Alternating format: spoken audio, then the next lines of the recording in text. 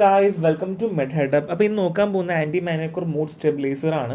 So basically എന്താണ് mania എന്ന് അറിയണം. മാനിയ വെച്ചാൽ ഭയങ്കരമായിട്ട് വയലൻ്റ് ആയിട്ട് കാണിക്കുന്ന ബിഹേവിയർ ഇല്ലേ, നമ്മൾ മാനിയാക്ക് എന്ന് പറയാം. സോ മൂഡ് സ്റ്റെബിലൈസ് ചെയ്യാൻ വേണ്ടി യൂസ് ചെയ്യുന്ന ഡ്രഗുകളാണ് ആൻറ്റി മാനിയാക്ക് അല്ലെങ്കിൽ മൂഡ് സ്റ്റെബിലൈസർ എന്ന് പറഞ്ഞാൽ. സോ ഇത് അക്യൂട്ടും ഉണ്ട്, ക്രോണിക് കണ്ടീഷൻസും ഉണ്ട്. സോ ഇതൊരു ബ്രെയിൻ സിൻഡ്രോം ആണ്. ഇനി അവിടെ എന്താ കാണിക്കും, ഒരുപാട് ഇതുപോലെ ഞാൻ നേരത്തെ പറഞ്ഞതുപോലെ വയലൻ്റ് ആയിട്ടുള്ള ക്യാരക്ടേഴ്സ് കാണിക്കുക, കൺഫ്യൂഷൻ വരിക, ഡിസോറിയൻറ്റേഷൻ വരിക, മെമ്മറി ലോസ് ഉണ്ടാവുക, ബിഹേവിയറിൽ ചേഞ്ച് വരിക എന്നുള്ളതൊക്കെയാണ്. സോ ഇത്രയാണ് ഉള്ളത്. ഇനി അതുമാത്രമല്ല ഷീസോഫ്രീനിയ തന്നെ പ്രസിപ്പിറ്റേറ്റ് ചെയ്ത് കാണിക്കാറുണ്ട്. ബേസിക്കലി നമ്മൾ ചിന്തിക്കുന്ന ഒന്ന് കാണിക്കുന്ന ഒന്ന്, അങ്ങനെ ഡിഫറെൻ്റ് ആയിട്ടുള്ള വെറൈറ്റികൾ കാണിക്കുക അല്ലെങ്കിൽ ഡിഫറെൻ്റ് ആയിട്ടുള്ള സംഭവങ്ങൾ കാണിക്കുന്ന പരിപാടിയാണ് ഈ ആൻറ്റി മാനിയാക്ക് അല്ലെങ്കിൽ ആൻറ്റി മാനിയാക്ക് അല്ല, മാനിയ കൊണ്ട് ഉദ്ദേശിക്കുന്നത് കേട്ടോ. So next one is paranoid States ആണ്. അപ്പോൾ ഏതൊക്കെയാണ് എന്നുള്ളത് പറയുന്നുണ്ട്. First one is paranoid state ആണ്. നമുക്ക് ഇമ്പോർട്ടൻ്റ് അല്ല കേട്ടോ, മനസ്സിലാക്കാൻ വേണ്ടി മാത്രമാണ്. സോ മെൻ്റൽ ഡിസോർഡർ ആണ്. നമുക്ക് സെൻസുകളൊന്നും ഉണ്ടാവില്ല, നമുക്ക് തെറ്റായ കാര്യങ്ങൾ മാത്രം വിശ്വസിക്കുക. നമ്മൾ വരെ നകുലേട്ടൻ പറയില്ല, നകുലേട്ട ഞാനിപ്പോൾ എന്താ പറഞ്ഞില്ലേ, അത് ഈ പാരനോയിഡ് സ്റ്റേറ്റ്സ് ആണ്. Next one is affective disorder ആണ്. ഇവിടെ എന്ന് വെച്ചാൽ മൂഡ് പെട്ടെന്ന് മാറുക, അതായത് നമ്മുടെ കലിപ്പൻ്റെ കാന്താരി എന്ന് പറയില്ല, കലിപ്പൻ എപ്പോഴാണ് എന്ത് ദേഷ്യം വരും, അതുപോലെ മൂഡുകൾ മാറിക്കൊണ്ടിരിക്കുക, അതാണ് അഫക്റ്റീവ് ഡിസോർഡർ പറഞ്ഞാൽ. സോ നെക്സ്റ്റ് വൺ എന്ന് പറഞ്ഞു കഴിഞ്ഞാൽ മാനിയാണ്. മാനി എന്ന് ഞാൻ പറഞ്ഞാൽ അൺകൺട്രോൾ ആയിട്ടുള്ള ബിഹേവിയർ കാണിക്കുക, വയലൻസ് കാണിക്കുക, അതായത് മറ്റേ ദിലീപിൻ്റെ മറ്റേ ക്യാരക്ടർ അല്ലേ, ഫുഡ് ഇട്ടില്ലെങ്കിൽ എനിക്ക് വയലൻ്റ് ആവില്ല ആ പരിപാടി. Next one ഡിപ്രഷനാണ്.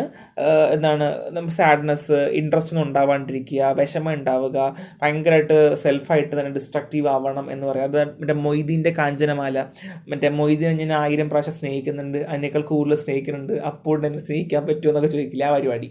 അപ്പോൾ ഇത്രയാണ്, ഇത് ബേസിക് കാര്യങ്ങളാണ്, നമുക്ക് അധികം ഒന്നും ഇമ്പോർട്ടൻസ് കൊടുക്കേണ്ട ആവശ്യമില്ല, മനസ്സിലാക്കി വെക്കുക എന്നുള്ളത് മാത്രമേ ഉള്ളൂ കേട്ടോ.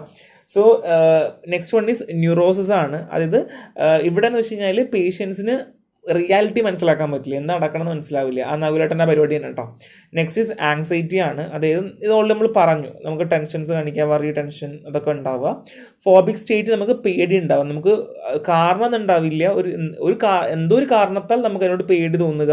പിന്നെ അത് മാത്രമല്ല, അവിടെ നമുക്ക് ആൻറ്റിമൈനിക് ഡ്രഗുകളോ അല്ലെങ്കിൽ മൂഡ് സ്റ്റെബിലൈസർ ഉപയോഗിച്ച് മാത്രമേ നമുക്ക് എന്ത് ചെയ്യാൻ പറ്റുള്ളൂ, ഈ ഒരു എക്സൈറ്റ്മെൻറ്റ്സുകൾ കുറയ്ക്കാനായിട്ട് പറ്റുള്ളൂ കേട്ടോ. ഇത്രയും ജസ്റ്റ് ബേസിക്സ് ആണ്. ഡ്രഗ്സ് നോക്കാൻ പോവാണ്. ലിഥിയം കാർബണേറ്റ് ഉണ്ട്, anti convulsant drug sodium valproate, carbamazepine, lamotrigine. So normally sodium വാൽപ്രൈറ്റും കാർബമസെപ്പിൻ നമ്മൾ ഓൾറെഡി പഠിച്ചു, ലൊമാൻട്രഡ്ജ് മാത്രമേ പഠിക്കാൻ വേണ്ടി വരുള്ളൂ. Next one is atypical antipsychotics ആണ്, നമ്മൾ ഓൾറെഡി പറഞ്ഞതാണ്, ഓൾസെപ്പിൻ, റിസ്പെർനോഡ്, ക്യുറ്റിപ്പിൻ ആൻഡ് അരിപ്രസോൾ. സോ ഇത്രയും നമ്മൾ ഓൾറെഡി മെൻഷൻഡ് ആണ്. സോ ലിഥിയം കാർബണേറ്റ് മാത്രമേ നമുക്ക് നോക്കേണ്ടി ഇതിൽ ഇമ്പോർട്ടൻസ് ആയിട്ട് വരുള്ളൂ. First one is lithium in psychiatric treatment ആണ്. So lithium originally used for the ഗൗട്ടിനാണ് ആദ്യം ഉപയോഗിച്ചുകൊണ്ടിരുന്നത് 19th century. ഇപ്പോൾ നമ്മൾ മൂഡ് സ്റ്റെബിലൈസേഴ്സ് ആയിട്ട് സൈക്കാട്രിക് ട്രീറ്റ്മെന്റിന് ഉപയോഗിക്കുന്നുണ്ട്. ഇനി ഇതിന്റെ മെക്കാനിസം ഓഫ് ആക്ഷൻ പറയുവാണ്. ഇപ്പോഴും സത്യം പറഞ്ഞ മെക്കാനിസം ആക്ഷൻ ലിഥിയം അൺക്ലിയർഡ് ആണ്. എന്നാലും നമ്മളിപ്പോൾ വിശ്വസിക്കുന്നത് എന്തൊക്കെയാണെന്ന് വെച്ചാൽ, ഒന്ന് സോഡിയം ട്രാൻസ്പോർട്ടിനെ ഇൻഫ്ലുവൻസ് ചെയ്യുന്നുണ്ട്. ഇനി ന്യൂറോണൽ മെംബ്രെയിൻ ഫോസ്ഫോനിസ്റ്റൈഡ്സിനെ എന്ത് ചെയ്യുന്നുണ്ട്, ഇൻഹിബിറ്റ് ചെയ്യുന്നുണ്ടെന്ന് നമ്മൾ വിശ്വസിക്കുന്നുണ്ട്. ജി പ്രോട്ടീനെ മോഡുലേറ്റ് ചെയ്യുന്നുണ്ടെന്ന് വിശ്വസിക്കുന്നുണ്ട്. അതുമാത്രമല്ല ജീൻ എക്സ്പ്രഷനെയും ഇമ്പാക്ട് ചെയ്യുന്നുണ്ടെന്നാണ് വിശ്വസിക്കുന്നത്. അപ്പോൾ ഇത് ഇപ്പോഴും നമുക്ക് എങ്ങനെയാണ് വർക്ക് ചെയ്യണമെന്ന് അറിയില്ല, but still we believe that sodium transport influence ചെയ്യുന്നുണ്ട്, ഫോസ്ഫോനിസോസ്റ്റൈഡ്സിനെ എന്ത് ചെയ്യുന്നുണ്ട്, ഇൻഹിബിറ്റ് ചെയ്യുന്നുണ്ടെന്ന് വിശ്വസിക്കുന്നുണ്ട്, modulate G protein and impact gene expression. It may dial down hyperactive circuits involves in a maniac production. അതായത് ഈ ഹൈപ്പർ ആക്റ്റീവ് ആയിട്ടുള്ള എല്ലാത്തിനും താഴേക്ക് കുറച്ച് കൊണ്ടുവരിക എന്നുള്ളതാണ് കേട്ടോ. എഫക്റ്റും സൈഡ് എഫക്റ്റ് ഉണ്ട്. പോളിയൂറിയ, വെയിറ്റ് ഗെയിൻ ഉണ്ടാവുക, tremor, ataxia, drowsiness, thyroid enlarge ആവുക, നെഫ്രോടോക്സിറ്റി ഉണ്ടാവുക എന്നുള്ളതാണ്. സോ നെക്സ്റ്റ് ഇസ് ഫാർമോകൈനറ്റിക്സ് ആണ്. ലിഥിയത്തിന് നാരോ തെറാപ്യൂട്ടിക് ഇൻഡെക്സ് ആണ്, അതായത് എമൗണ്ട് കൂടിക്കഴിഞ്ഞാൽ ഡെത്ത് ഉണ്ടാവാനുള്ള ചാൻസ് കൂടുതലാണ്. അപ്പോൾ അതുകൊണ്ട് തന്നെ നമ്മൾ ത്രൂ ഔട്ട് എന്ത് ചെയ്യണം, സെറം ലെവൽ നോക്കണം, എന്നാൽ മാത്രമേ നമുക്ക് സേഫ്റ്റി നമുക്ക് മെഷർ ചെയ്യാൻ പറ്റുള്ളൂ. Excrete primarily in urine, proportional to plasma concentration. അതായത് plasma drug concentration is proportional to urine. അതായത് എത്ര ഡ്രഗാണോ നമ്മുടെ പ്ലാസ്മയിൽ നിന്ന് എലിമിനേറ്റ് ആവുന്നത് അതനുസരിച്ച് നമുക്ക് യൂറിനിലൂടെ നമുക്ക് കാണാൻ പറ്റും. അതായത് യൂറിനാണ് എക്സ്ക്രീറ്റ് ചെയ്യുന്നത്, യൂറിനിലൂടെയാണ് എക്സ്ക്രീറ്റ് ചെയ്യുന്നത്. ആൻഡ് ഹാഫ് ലൈഫ് വെച്ച് 24 hours ആണ്. It is decreases sodium reabsorption potentially leading to sodium depletion. എന്ത് ചെയ്യും? സോഡിയം റീഅബ്സോർപ്ഷൻ എന്ത് ചെയ്യുന്നു? കുറയ്ക്കുവാണ് ചെയ്യുക. അപ്പോൾ അതുകൊണ്ട് തന്നെ എന്ത് ചെയ്യുന്നു? സോഡിയം ഡിപ്ലീഷൻ ഉണ്ടാവാനുള്ള ചാൻസ് കൂടുതലാണ്. സോ ബേസിക്കായിട്ട് എന്ത് പറഞ്ഞു?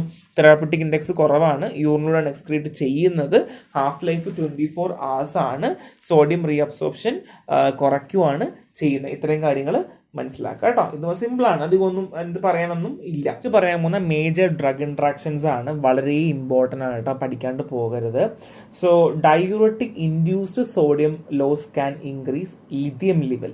അതായത് ഡയൂററ്റിക്സ് കൊടുക്കുമ്പോൾ സോഡിയം ലോസ് ഉണ്ടാവുന്ന ചില ഡയൂററ്റിക്സ് ഉണ്ടാവുമല്ലോ, അത് കൊടുത്തു കഴിയുമ്പോൾ എന്ത് ചെയ്യുന്നു? ലിഥിയം ലെവലും ആ സമയത്ത് കൊടുക്കുകയാണെങ്കിൽ അത് കൂടുകയും ലീഡ് ടു ടോക്സിറ്റി. സോഡിയം നമുക്ക് എന്ത് ചെയ്യുന്നു? ഇൻഡ്യൂസ് ചെയ്ത് പുറത്തേക്ക് പോകുന്നത് കൊണ്ട് തന്നെ ലിഥിയം പ്ലാസ്മയിൽ കൂടുകയും അങ്ങനെ ടോക്സിറ്റി കൂടുകയും ചെയ്യുന്നു. ഇനി NSAID and AC inhibitor may elevate lithium level. ഇപ്പോൾ നമ്മൾ NSAIDയും AC ഇൻഹിബിറ്റേഴ്സും കൊടുത്തുകൊണ്ടിരിക്കുകയാണെന്നുണ്ടെങ്കിൽ ആ സമയത്ത് ലിഥിയം കൊടുക്കുകയാണെങ്കിൽ എന്ത് ചെയ്യുന്നു?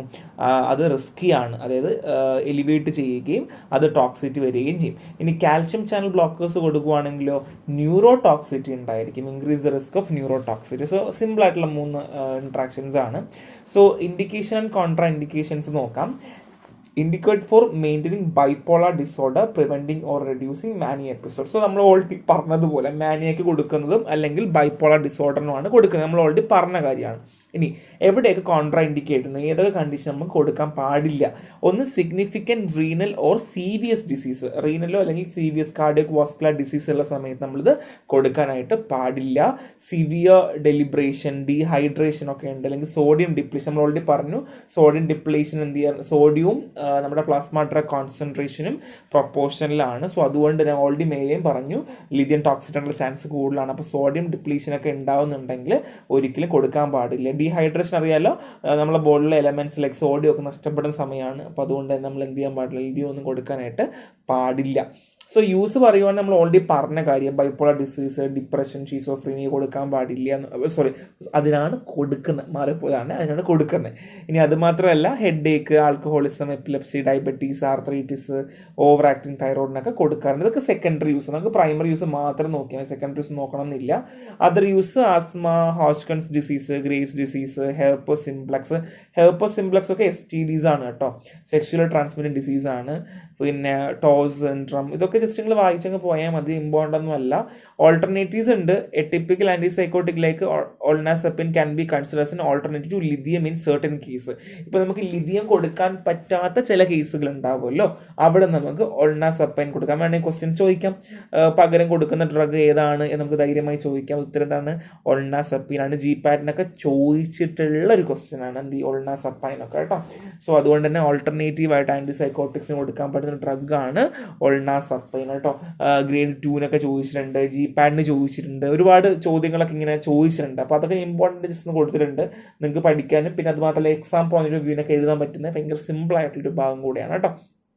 സോ എന്താണ്, ഇത്രയേ ഉള്ളൂ, ഭയങ്കര സിമ്പിളാണ്. ലിഥിയം മാത്രമേ ഉള്ളൂ പഠിക്കാൻ, ബാക്കിയൊക്കെ നമ്മൾ ഓൾറെഡി പഠിച്ചതാണ്. സോ അതുകൊണ്ട് ഇത്രയേ ഉള്ളൂ. അപ്പോൾ നെക്സ്റ്റ് വേണം. ബൈ.